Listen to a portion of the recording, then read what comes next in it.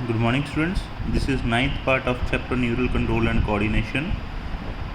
कल हमने आईज के बारे में पढ़ लिया था कि जो हमारी आई है वो कौन से पार्ट हैं, उसके अंदर मैकेनिज़्म ऑफ विजन कैसे काम करता है, कैसे हम किसी भी चीज़ को देख पाते हैं। इसके ऊपर मैंने एनिमेटेड वीडियो भी पोस्ट की थी, और अगर आप कोई और वीडियोस भी देखना चाहते हैं एनिमेटेड तो उसको भी आप गो थ्रू उसके हो सकते हो, ताकि इस टॉपिक के आप इस टॉपिक को पूरा क्लियर कर सको। उसके बाद करते हैं बात ईयर की। The ears perform two sensory functions: hearing and maintenance of body balance. Anatomically, the ear can be divided into three major sections called outer ear, middle ear and inner ear. कहते जो हमारे years हैं basically ये दो काम करते हैं, दो सेंसरी काम करते हैं। पहला तो मेंटेनेंस का हियरिंग का, दूसरा हमारे बॉडी बैलेंस को भी मेंटेन करने का। ये आपको जान के थोड़ा सा हैरानी होगी कि जो हमारे ईयर जो हैं वो बॉडी बैलेंस को कैसे मेंटेन करते हैं, तो इसको हम आगे पढ़ेंगे। और अगर हम एनाटॉमिकली बात करें, हमारे ईयर की एनाटॉमी की बात करें, इसके अंदर तीन पार्ट हैं। एक तो आउटर ईयर है, एक मिडल ईयर है और एक इनर ईयर है। अब देख भी सकते हो यहाँ पे ये जो पार्ट है ये हमारा आउटर ईयर आ जाता है, ये मिडल ईयर आ जाता है और ये हमारा इनर ईयर जिसको हम बोलते हैं। Outer ear contain pinna and externally auditory meatus. Outer ear में क्या है, ये पिन्ना है और ये कनाल है जिसको हम एक्सटर्नल ऑडिटरी कैनाल या एक्सटर्नल ऑडिटरी मीटर्स भी बोलते हैं। यहाँ पे ये आ जाता है हमारा मिडल ईयर, इसमें तीन बोन्स आ जाती हैं, और ये फिर ये इनर ईयर। हम पढ़ते हैं इसके बारे में। The pinna collect the vibration in the air which produce sound. Pinna क्या करता है, जो एयर के अंदर वाइब्रेशंस होती हैं उसको कलेक्ट करता है, जिस वाइब्रेशन से आगे साउंड प्रोड्यूस होती है हमारे एयर के अंदर। The external auditory meatus lead inwards and extend up to the tympanic membrane. ये जो एक्सटर्नल ऑडिटरी कैनाल है या मीटर्स है, ये हमारी टिम्पैनिक मेम्ब्रेन तक लीड करती है, वहाँ तक एक्सटेंड करती है, या कह लो ईयर ड्रम तक। टिम्पैनिक मेम्ब्रेन को हम ईयर ड्रम भी बोलते हैं, कान का पर्दा भी बोलते हैं। There are very fine hairs and wax secreting gland in the skin of the pinna and the meatus. हमारे पिन्ना एंड मीटर्स के अंदर बहुत ही पतले पतले हेयर्स होते हैं, छोटे छोटे, और वैक्स स्क्रीटिंग ग्लैंड भी होते हैं। The tympanic membrane is composed of connective tissue covered with skin outside and with mucous membrane inside. और जो हमारे tympanic membrane है या ईयर ड्रम है, इसके अंदर क्या होता है, आउटर साइड तो कनेक्टिव टिश्यू होता है, ठीक है। अगर हम आउटर की बात करें, कनेक्टिव टिश्यू होता है इधर वाली साइड, और अंदर वाली साइड क्या होता है, म्यूकस मेम्ब्रेन होती है इसके अंदर वाली side. The middle ear contain three ossicles called malleus, incus and stapes. अब ये जो आ गया मिडल ईयर। यहाँ पे देख रहे हो आप, तो ये बोन है, एक ये है, और एक छोटी सी ये गोल सी देख रहे हो, जो इस तरीके सी शेप बोन है, ये सी शेप बोन है, ओके। मैलियस, इनकस, स्टेपस, यहाँ पे तीन बोन्स होती हैं जो एक दूसरे के साथ कंटिन्यूसली अटैच होती हैं एक चेन लाइक फैशन के अंदर। The malleus is attach to the tympanic membrane and the stapes is attach to the oval window of the cochlea. देखिए, और जो ये मैलियस है, ये वाली ये मैलियस, ये तो टिम्पैनिक मेम्ब्रेन के साथ अटैच है, और जो स्टेपस है ये ओवल विंडो के साथ अटैच है, कॉक्लिया के, ये कॉक्लिया पार्ट है हमारा, इसके साथ अटैच है ये। The ear ossicle increase the efficiency of transmission of sound wave to the inner ear. जो हमारे ईयर ऑसिकल्स, जो ये हमने तीनों बोन्स देखी हैं, ये क्या करती हैं, साउंड की जो एफिशिएंसी है या साउंड वेव्स की जो एफिशिएंसी है उसकी ट्रांसमिशन को इंक्रीज़ करती हैं। मतलब अगर ये ना होती तो हमारी जो साउंड है बहुत धीरे धीरे हमारे तक, मतलब अंदर ब्रेन तक पहुंचती, हम बहुत धीरे धीरे इसको एनालाइज करते। लेकिन इनकी हेल्प से साउंड जो है एकदम से यहाँ पे कान में, ये एकदम से इसके थ्रू होते होते आगे पास हो जाती है, ठीक है। ये इसको साउंड वेव्स को ट्रांसमिट करने में हेल्प करती हैं बहुत तेज़ी से। An eustachian tube connect the middle ear. और क्या है, एक स्टैचिन ट्यूब है जो क्या करती है, मिडल ईयर कैविटी को फेरिंग्स के साथ कनेक्ट करती है।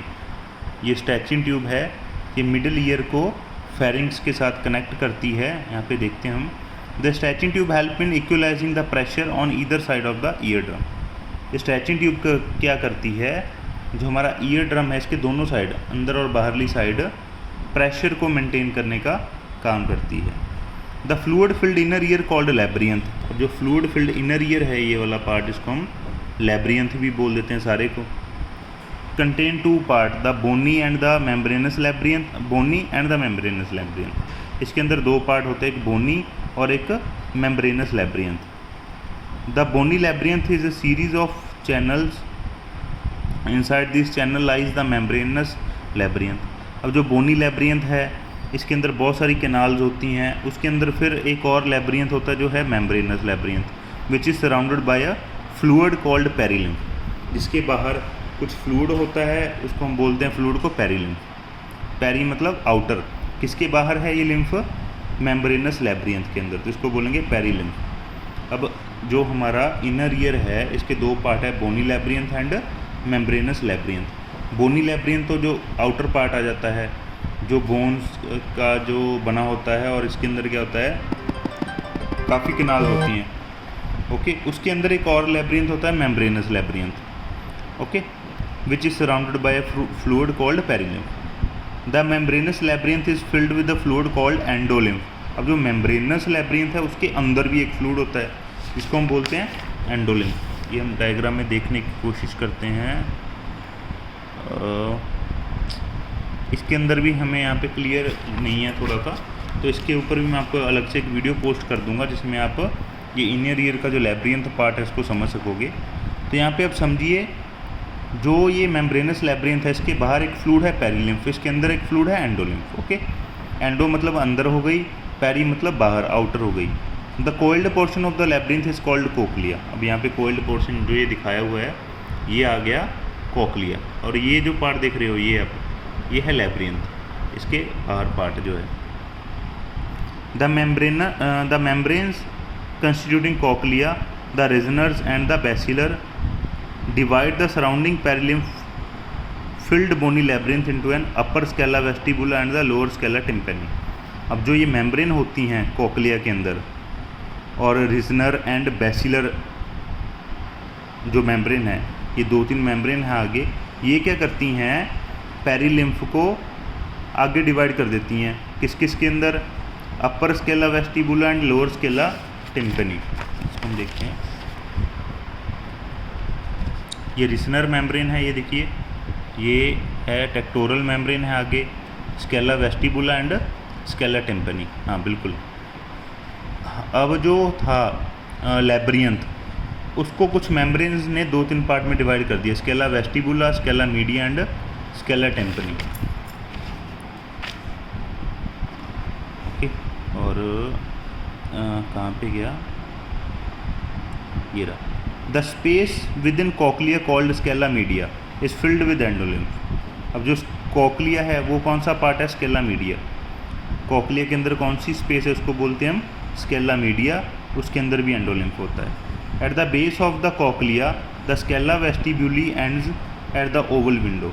और जो कॉक्लिया का बेस है, कॉक्लिया के बेस पे क्या होता है, जो स्केला वेस्टिब्यूला होती है वो एंड करती है ओवल विंडो के अंदर, while the scala tympani terminates at the round window which open into the middle ear। और जो स्केला टिम्पनी होती है वो एक राउंड विंडो के पास जाके टर्मिनेट होती है जो आगे मिडिल ईयर में पीछे मतलब पीछे की तरफ ओपन कर रही है। ये देखिए स्केला टिम्पनी ये मिडिल ईयर के पास ओपन करती है जाके, ये स्केला मीडिया है, इसके अंदर फ्लूइड होता है एंडोलिम्फ। ओके, तो ये था हमारे ईयर के बारे में मोटी मोटी बात हमने जान ली है।